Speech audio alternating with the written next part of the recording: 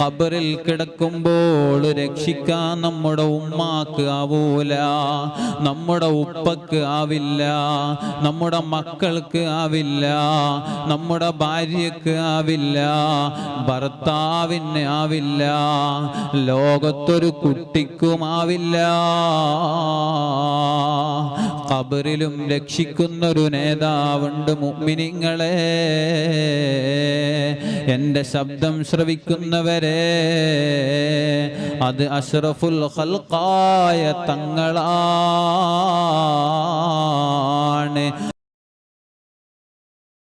പ്രിയപ്പെട്ടവരെ, നബി സല്ലല്ലാഹു അലൈഹി വസല്ലമ തങ്ങളുടെ മേലിലുള്ള സ്വലാത്ത്, ആ സ്വലാത്ത് എല്ലാ സ്ഥലത്തും നമുക്ക് വിജയിക്കാനുള്ള മാർഗമാണ്.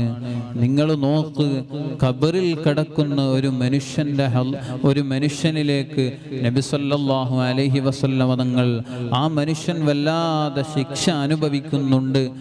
കടുത്ത ശിക്ഷ അനുഭവിച്ചപ്പോൾ ആ മനുഷ്യൻ നബി തങ്ങളോട് പറയുന്നു, അന്നാറു തഹ്തീ വഅൻ ശിമാലി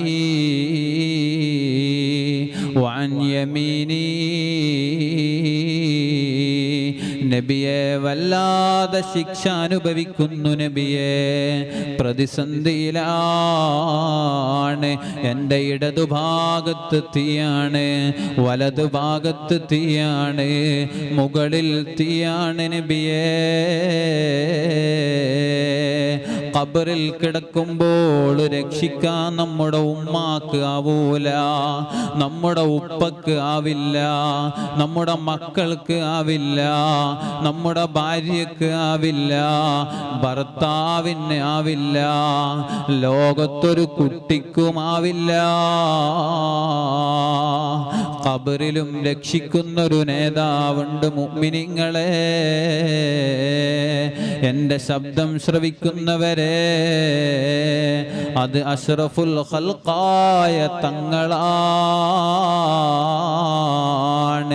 ആ മനുഷ്യനിങ്ങനെ ഖബറിൽ നിന്ന് ഉറക്കെ നിലവിളിച്ച് നബി സല്ലല്ലാഹു അലൈഹി വസല്ലമ തങ്ങളോട് സങ്കടം പറഞ്ഞപ്പോൾ മുഅ്ജിസത്തിന്റെ കാതുകൊണ്ട് നബി തങ്ങൾ ആ ശബ്ദം കേൾക്കുന്നു. ആ മനുഷ്യന്റെ ശിക്ഷ നീക്കിക്കൊടുക്കുന്നു. ഇങ്ങനെ ഏത് സമയത്തും, ഏത് പ്രതിസന്ധിയിലും, ഏത് അപകടാവസ്ഥയിലും നമുക്ക് സഹായമേകുന്ന, നമ്മെ രക്ഷിക്കുന്ന മുഹമ്മദുർ റസൂലുള്ളാഹ് സ്വല്ലല്ലാഹു അലൈഹി വഅലാ ആലിഹി വസഹ്ബിഹി വസല്ലമ തങ്ങളുടെ സ്വലാത്ത് നമ്മുടെ ദുന്യവിയായ എല്ലാ പ്രശ്നത്തിനും പരിഹാരമാണ്.